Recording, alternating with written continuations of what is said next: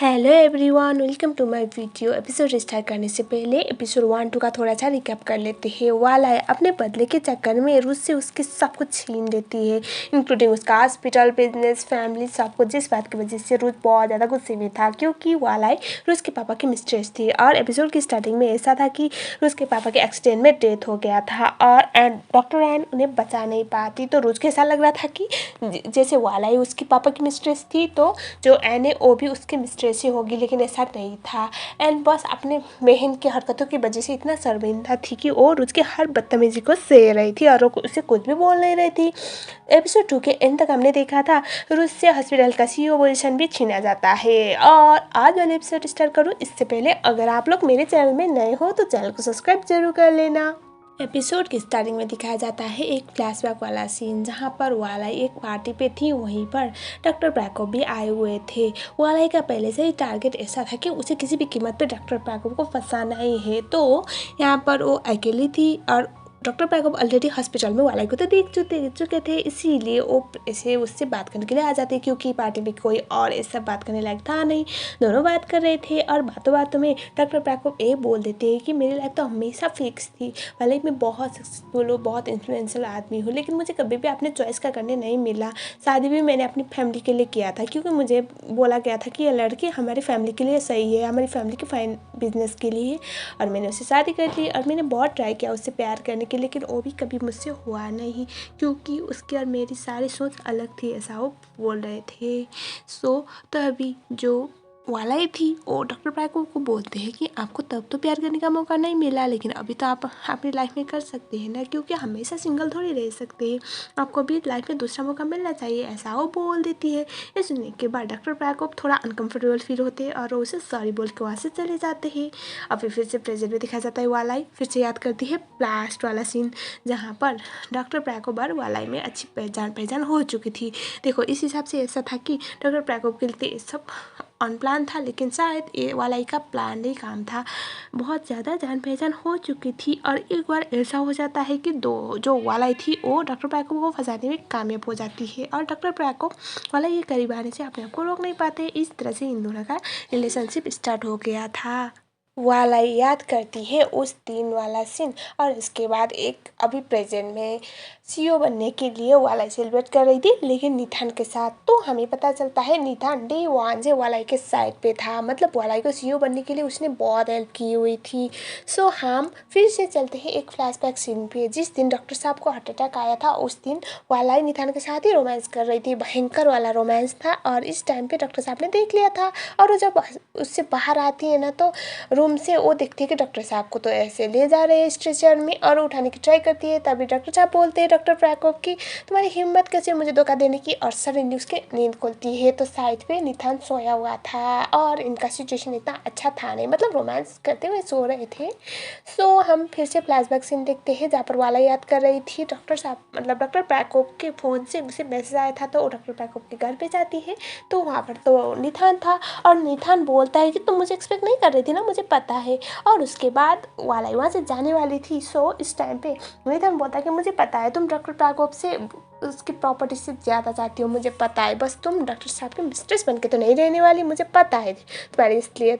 और तभी वाला उसे इग्नोर करते हुए जाने वाली थी। तभी निथान उसे ऑफर देता है या तुम मुझसे हाथ मिला लो, मैं तुम्हें सब कुछ दे दूंगा, तुम्हें जो जो चाहिए, मैं कुछ भी नहीं बताऊंगा किसी को भी, तुम्हारा सीक्रेट और तुम कैसे पली बड़ी हो सब कुछ, वरना तो सोच लो मैं तुम्हें अगर एक्सपेक्ट करूंगा तो निथान की जो डॉक्टर प्रैकोप की वाइफ है वो तुम्हारे साथ क्या करेगी। और जो वाला उस टाइम पे मना कर रही थी उसके ऑफर को, तो उस टाइम पे निथान ऑलमोस्ट डॉक्टर प्रैकोप की वाइफ को कॉल करके सच बताने वाला था तो उसे रोक लेती है। और यहाँ पर निथान का शर्त ये था कि उसे उसकी होना पड़ेगा, मतलब बेसिकली प्यार व्यार तो पता नहीं, लेकिन उसका जब भी उसे कमोट करेगा उसका बेड पार्टनर बनने के लिए आना पड़ेगा, वो सब कुछ दे देगा उसे जैसा चाहिए सब वही लाइफ देगा, लेकिन बदले में बस उसे उसके ज़रूरत को पूरा करना पड़ेगा।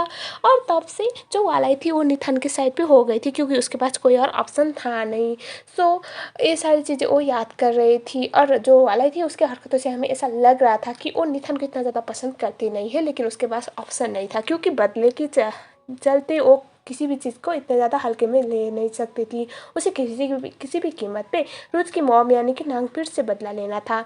हमें दिखाया जाता है फिर से प्रेजेंट वाला सीन। प्रेजेंट में जब वो हॉस्पिटल पे थी एज ए नर्स, वो प्रेजेंट में पास वाला सीन था जहाँ पर वो ऐसे बैठी हुई थी। तब वहाँ पर निथान आता है और वो बोलता है कि अब तुम्हें क्या चाहिए, क्योंकि तुम्हें ऑलमोस्ट जो जो चाहिए था सब कुछ मिलने वाला है, ऐसा वो पूछ रहा था।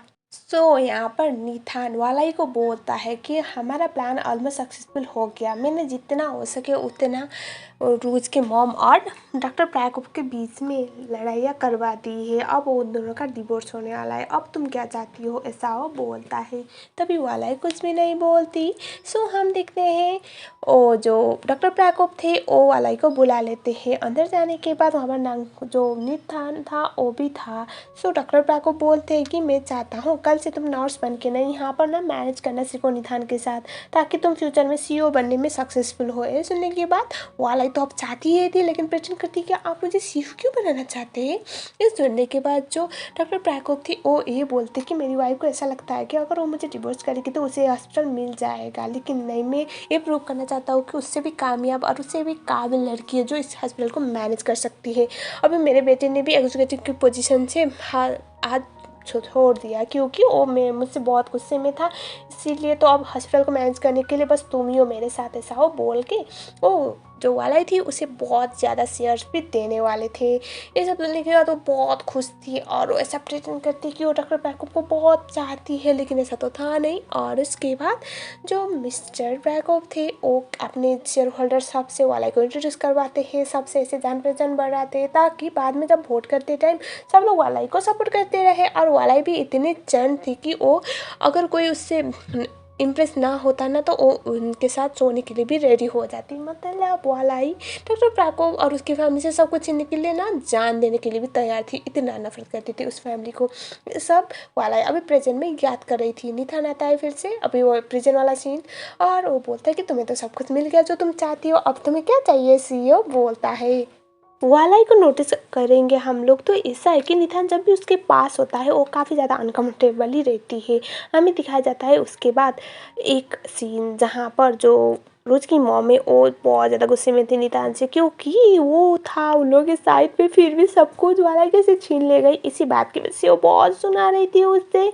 और तभी नितान बोलता है कि मैं आपकी हेल्प करूँगा। मतलब वो क्या करता बेचारा, ऐसा प्रेटेंड करता है कि हमें आपके साइड पर हूँ, लेकिन अब सबको पता है ओके साइड पे है। और हमें दिखाया जाता है फिर से जो हमारी डॉक्टर एन है वो यह सोच रही थी कि कौन हो सकता है वो बंदा जिसने वीडियो रिकॉर्ड किया और उसको उस प्रेस कॉन्फ्रेंस में भेज दिया। वो सोच के वो पागल की तरह इससे परेशान हो रही थी। वो बाहर आती है हॉस्पिटल से, तभी वो देखती है कुछ लोग इधर उधर जा रहे होते हैं। तभी वहाँ पर निथान आके हमारी हीरोइन को पूछता है एन को कि किसी को देख रही हो आप। ये देखने के बाद वो बोलते कि नहीं। और एक फ्लैशबैक सीन जहाँ पर जब डॉक्टर प्रैकोप की डेथ हुई थी फॉन्डल के डे पे, जब एन वालाई को सुनाने के लिए आई हुई थी ना, तो उस घर पे उस वक्त भी था निथान। और निथान उसके जाने के बाद आके पूछता है कि क्या तुम्हारी बहन को हमारे बारे में पता है। तभी वालाई बोलती कि नहीं।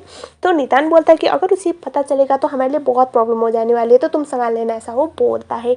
अभी प्रेजेंट में अभी वालाई ऐसे वालाई के बारे में पूछता है और वो बोलता है कि तुम अपनी बहन को वेट कर रही हो। तभी एन बोलती कि नहीं।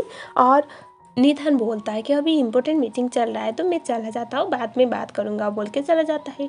निथान जब जाता है तो उसके जो बैक वाला डिज़ाइन था, मतलब उसके पीछे से हमारे एन को याद आ रहा था उस नाइट उसने भी तो देखा था जिस बंदे के साथ वाला रोमांस कर रही है, तो कुछ ज़्यादा मिल रहा था। तभी होता क्या है ना, हॉस्पिटल पर रोज आता है। रोज एन को देखता है। एन को देखने के बाद उसे याद आता है एन से उसकी कितनी लड़ाई हो रही है, मतलब कितनी बुरी बुरी चीज़ें वो बोल रहा है। तो वो हमारे एन को इग्नोर करते वहाँ से जाने लगता है। एन उसे कुछ बोलने वाली थी, शायद वो हो नहीं पाता है। हमें दिखाया जाता है जो रूज है, रूज और उसकी बहन आए हुए थे सीनियर नर्स से मिलने के लिए। उस टाइम पे उसकी नर्स बोलती है वो सुपरवाइजर हुआ करती थी जब यहाँ पर वालाई ज्वाइन हुई थी। वो काफ़ी हम्बल थी स्टार्टिंग टाइम में, लेकिन ज्वाइन करने के कुछ टाइम बाद ही उसने रिज़ाइन कर लिया था। शायद उसी टाइम से डॉक्टर प्रैकोप उसे सीईओ बनाने का प्लान कर रहे थे, ऐसा वो बोलती है। ये सुनने के बाद रोज और उसकी बहन को काफ़ी बुरा लगता है, यानी कि उसके पापा पहले से ही वो सब कुछ प्लान कर रहे थे। और हमें ये दिखाया जाता है कि जो सुपरवाइजर थी वो ये बोल देती है कि शायद उस दिन से ये सब स्टार्ट हुआ होगा। तो ये जिस दिन डॉक्टर प्रैकोप का बर्थडे था उस दिन हॉस्पिटल पे एक लड़ाई शड़ाई हो गई थी। तो ये सब देखने से ऐसा लग रहा था वालाई का ही प्लानिंग था। तो वो मलम पट्टी करने के लिए डॉक्टर प्रैकोप का वहाँ पर रह गई थी, शायद उसी दिन से सब स्टार्ट हुआ होगा बोल के सुपरवाइजर लेडी बोल देती है। रोज और उसकी बहन को बहुत बुरा लगता है, क्योंकि वो दिन ऐसा था कि डॉक्टर पैकअप का बर्थडे था। तो घर पे मॉम, रोज और उसकी बहन उनका वेट कर रहे थे, लेकिन उन्होंने ऐसा मैसेज कर दिया था कि वो आ नहीं पाएंगे। और बेचारों ने पूरे रात भर तो अपने पापा का वेट किया ताकि पापा को सरप्राइज दे सके, लेकिन उनको थोड़ी पता था कि उनके पापा तो अपनी मिस्टेक्स के साथ बिजी थे। और जो रोज था अपनी बहन से बोलता है कि इसके बारे में मॉम को कभी पता चलने मत देना, उनको बहुत बुरा लगेगा। तभी वो भी बोलते कि ठीक है, हमें दिखाया जाता है। तभी रोज को कॉल आता है लॉयर का, और कुछ ऐसा बात था जिस बात की वजह से रोज घबराते हुए वहाँ से निकल जाता है। रोज अपने लॉयर के पास चला जाता है। वहाँ पर वो सब कुछ सुना रहा था। उसके साइड में जितने भी लोग थे कि तुम लोग ऐसा कैसे होने दे सकती हो, वो हमारा कॉन्ट्रैक्ट कैंसिल करके अपनी कंपनी से, अपने फार्मास्यूटिकल से कैसे कॉन्ट्रैक्ट साइन कर सकती है, ऐसा वो बोल रहा था। तो क्या हुआ था ना, जब रोज के पापा रोज ने मिलकर एक अच्छा वाला फार्मास्यूटिकल कंपनी से मेडिसिन लेने वाला कॉन्ट्रैक्ट किया हुआ था, लेकिन उसको वाला ने टर्मिनेट कर दिया था और वो अपने वाले फार्मास्यूटिकल से वो कर रही थी। रोज काफ़ी ज़्यादा गुस्से में था। हमें दिखाया जाता है अभी वाला और निथान एक फार्मास्यूटिकल पे आए हुए थे। तो PBTL ऐसा कुछ था फार्मास्यूटिकल का नाम। सो इस फार्मास्यूटिकल का नाम ना पहले तो निथान का, और उसके बाद आप रोहन वालाई का जो नाम था ना उसी से लिया गया था। हमें दिखाया जाता है ये दोनों कुछ बातें कर रहे थे। अंदर जाने के बाद जो निथान था वो हमारी बंदी से रोमांस करने की ट्राई कर रहा था, और तभी वहाँ पर रोज पहुँच जाता है और रोज चिल्लाते हुए वाला का नाम ले रहा था, इसीलिए बंदी बच गई, वरना तो आज पकड़ी जाने वाली थी। और वो बोलता है कि तुम जल्दी बाहर आओ। तभी वाला बोलती कि क्या है, तुम्हें क्या काम है मुझसे। तभी जो रोज था वो बोलता है कि तुम्हारी हिम्मत कैसे हुई, मेरे पापा और मैंने इस कंपनी को अच्छा बनाने के लिए सब किया हुआ था, और तुम उस टर्मिनेट कैसे कर सकते हो, उस कॉन्ट्रैक्ट को बोल के वो सुना रहा था। तभी जो वाला थी वो बोलती कि तुम्हें क्या बोल रहे हो, पर तुम्हारे पापा जब भी मेरे साथ हुआ करते थे उन्होंने तो बस ये बोला है कि वो अपनी बीबी और अपने बच्चे से थक चुके हैं, और उन्होंने तो सब कुछ मुझे देने का प्रॉमिस किया था जो वो कर चुके हैं, रिलैक्स करो बोल के वो रोज को गुस्सा दिलाने की ट्राई कर रही थी। और रोज वालाई के दोनों हाथ पकड़ के ऐसे गुस्सा कर रहा था। तभी वापस सिक्योरिटी गार्ड आके उसे ऐसे छुड़ाता है। तभी वालाई बोलती कि रिलैक्स, ये इससे ज़्यादा मुझे नहीं कर सकता मेरे साथ कुछ भी ज़्यादा, डोंट वरी, ये कुछ भी नहीं करेगा, इससे कुछ भी नहीं होगा बोल देती है। जो रोज था वो बोलता है कि अभी भी मेरी बात सुनो, मैं तुम्हें एक्सपोज करके रहूँगा, मैं तुम्हें कहीं का नहीं छोड़ूंगा बोल के वहाँ से चला जाता है। और मैं देखा जाता है वालाई बहुत ज़्यादा गुस्से में थी। निथान आता है और रोज से बोलता है कि मैं आगे से ध्यान रखूँगा, मतलब कहीं भी रोमांस करना स्टार्ट नहीं करूँगा, ऐसा वो बोल रहा था। अगले सीन में दिखाया जाता है डॉक्टर एना अपने ऑफिस पे थी, और वहाँ पर वो जान लेती है एक मेल आया हुआ था कि जितने भी मेडिसिन हुआ करते थे उसके प्राइसेस डबल किया गया है, और एक फार्मास्यूटिकल नया ऐड हुआ है हॉस्पिटल के नाम पे, और उसके बारे में पूछती है। और वो बोल रही थी कि ऐसे तो पेशेंट को प्रॉब्लम होगा ना, जो लोग अफोर्ड नहीं कर सकते। तभी उसे बताया जाता है कि ये तो बोलने वाला ही का ऑर्डर है। और उसके बाद हमें दिखाया जाता है जो रूस है वो अपने पापा के ऑफिस से सब कुछ शिफ्ट कर रहा था। वहाँ पर वाला आके बोलती कि तुम ये सब शिफ्ट क्यों कर रहे हो। ये सुनने के बाद रोज बोलता है कि तुम तो मेरे पापा का सब कुछ चाहते थे ना, ऑफिस तो एंजॉय करो, बस मैं यहाँ पर एक फ़ोटो छोड़ रहा हूँ ताकि तुम मेरे पापा के साथ रोमांस कर पाओ, और बाकी चीज़ें मैं घर पे ले जा रहा हूँ बोल देता है। और रोज वहाँ से चला जाता है। वालाई कुछ सोच रही थी डॉक्टर पैकअप के फ़ोटो देखते हुए। तो यहीं पर एपिसोड नंबर 3 ख़त्म हो गया। इसका एपिसोड नंबर 4 में जल्द एपिसोड लाऊंगी, तब तक के लिए आपको थोड़ा वेट जरूर करना पड़ेगा। और डेली लीला जैसे ही अपलोड होगा सबटाइटल में मैं आप लोगों के लिए ज़रूर लाऊंगी। तब तक के लिए चैनल में नए हो तो चैनल को सब्सक्राइब जरूर कर लेना। Thanks for watching.